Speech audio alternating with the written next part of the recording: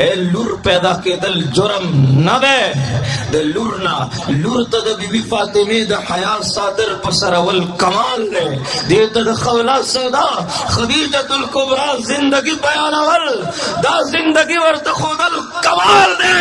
ته به د محمد رسول الله سره په جنت کې داسې ملګری دا دواړه ګوتې ونیولې ښه وښایه دې ته حیا وښایه دې ته عفت وښایه ته د دې د عزت د صادر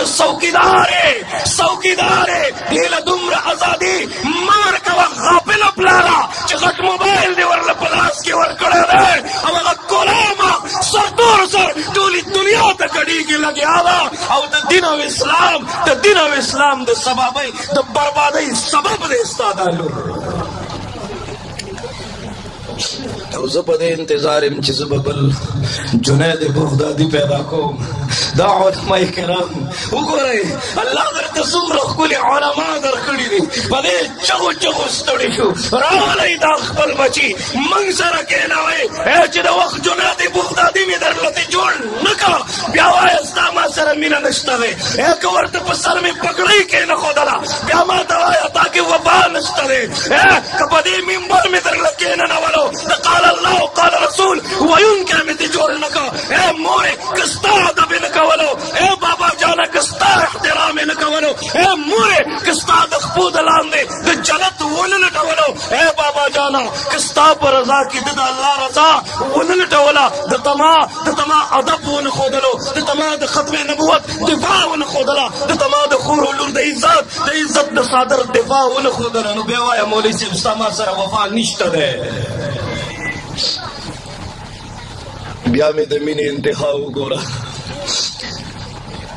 ځان که خفه زما جړا وګوره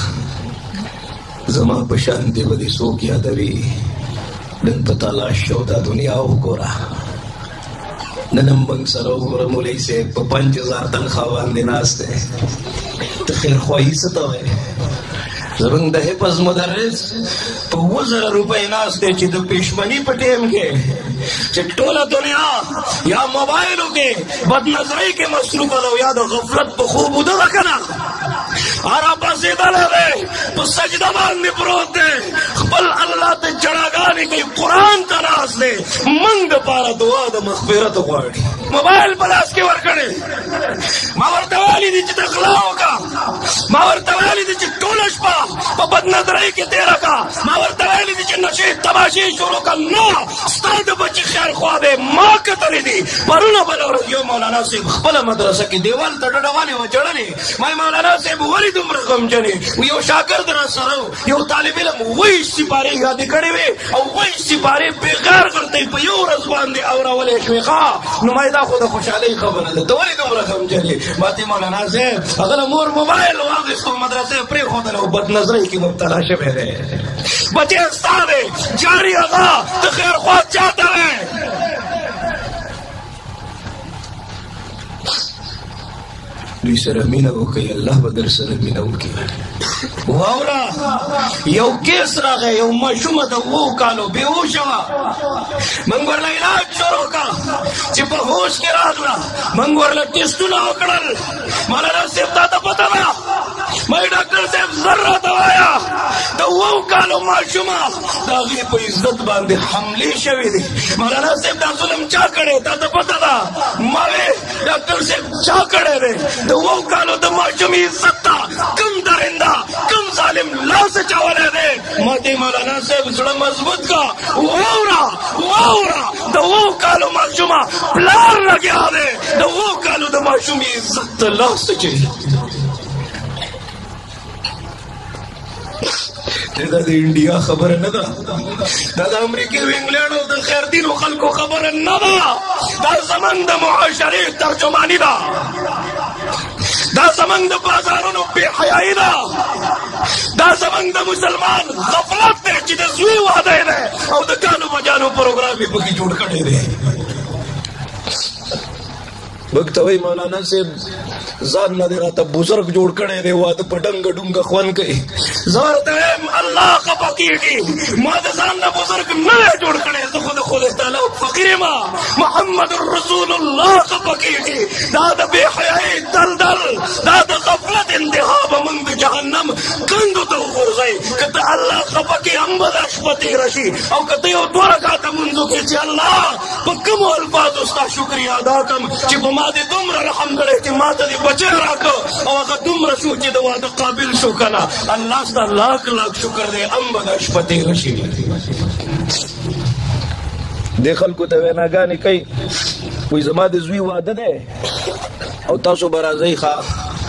زما بله ورځ یو ځای کې بیان ومایي داسې وینا مه کوه چې زما د زوی واده دی او تاسو به راځئ داسې وایه ما باندې الله رحم وکړو ما ته زوی راکړو اوس زه خپل الله خفه کومه د خپل رب خلاف بغاوت کومه اعلانیه ګناه کومه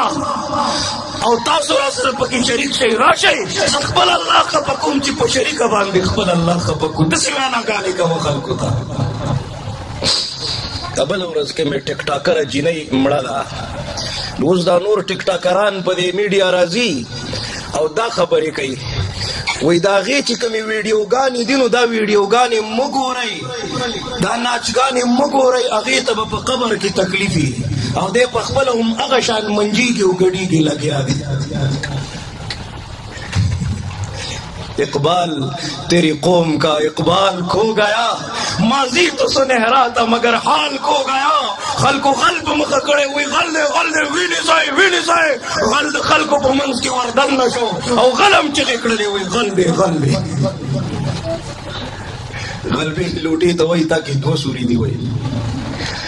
زه به کوم او د هغې ویډیوګانې مه ګورئ خدای ته وګورئ سم شئ سوال درته کومه سم شئ